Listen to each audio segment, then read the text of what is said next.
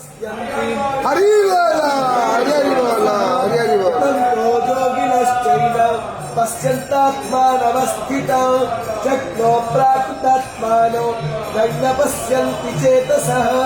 गदादित्वं गतं तेजो जगदभासयतेऽखिलो यत्थं रामसि यच्चाग्नो तत्तेजो विद्धि मामगो गामाविश्वच भूतानि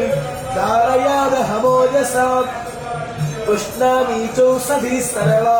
सोमभूत्वा रसात्मकः अहं वैश्वानरो भूत्वा प्राणिनं देहमाश्रितः प्राणपानः समायुक्ता पचमन्यं चतुर्विधौ सर्वश्च चाहं हृदि सन्निविष्टो